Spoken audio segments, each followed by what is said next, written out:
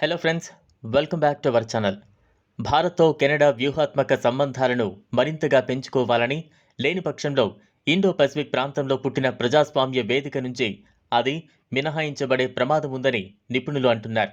ఈ మేరకు కెనడియన్ దినపత్రిక నేషనల్ పోస్టులో ఓ కథనం ప్రచురితమైంది.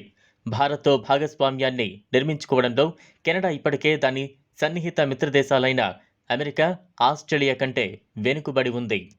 ఇండో పసిఫిక్ ప్రాముఖ్యత పెరుగుతున్నందున సురక్షితమైన, సంపన్నమైన ప్రపంచం కోసం భారతదేశంతో కలిసి ఒక ప్రముఖ పాత్రను పోషించాలని కెనడా ఆసక్తిగా ఉందని ఒట్టావా కేంద్రంగా పనిచేస్తున్న think tank Macdonald Laurier institute అభిప్రాయపడింది. సోమవారం పోస్టు చేసిన ఈ వ్యాసంలో MLI foreign policy and national security programme head Shuvaloy Majumdar, India's observer research ఫౌండేషన్లోని సీనియర్ ఫెలో సమీర్ పాటిల్ తమ అభిప్రాయాలను వెల్లడించారు. అమెరికా అధ్యక్షుడు జో బైడెన్, ఇతర నాయకులు భారత్తో పాశ్చాత్య సహకారాన్ని మెరుగుపరచడానికి కృషి చేస్తుంటే కెనడా పూర్తిగా వెనుకబడి ఉందన్నారు. భారత్, యుఎస్, ఆస్ట్రేలియా, జపాన్లతో కూడిన quad, AUKUS Australia, US, UK, Indo Pacific economic framework for prosperity వంటి వేదికలు ఇప్పటికే పలుమార్లు చర్చలు జరిపాయి. అయితే వీటిలో ఎందులోనూ కెనడా ప్రస్తావన లేదు.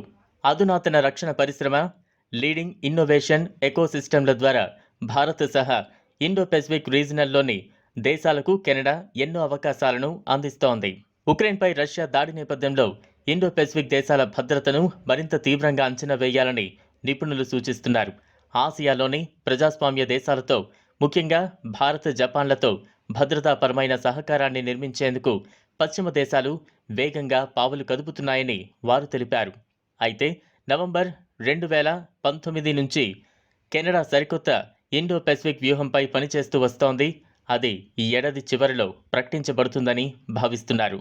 ఈ విధానాన్ని అభివృద్ధి చేయడానికి కెనడా విదేశాంగ మంత్రిత్వ శాఖ గ్లోబల్ అఫైర్స్ కెనడా ద్వారా ప్రత్యేక సెక్రటేరియట్ను ఏర్పాటు చేశారు. గతంలో జర్మనీలో జరిగిన G7 దేశాల సమ్మిట్లో భారత్, కెనడా దేశాల ప్రధానుల భేటీలో పలు కీలక అంశాలపై చర్చించినట్లుగా వార్తలు వచ్చాయి. అది ఫ్రెండ్స్, చూసారుగా, ఇది వాటి తాజా వీడియో. ఈ వీడియో కనుక మీకు నచ్చినట్లయితే లైక్ చేయండి, షేర్ చేయండి. లేటెస్ట్ అప్డేట్స్ కోసం మా ఛానల్ను సబ్స్క్రైబ్ చేసుకోండి. ధన్యవాదాలు.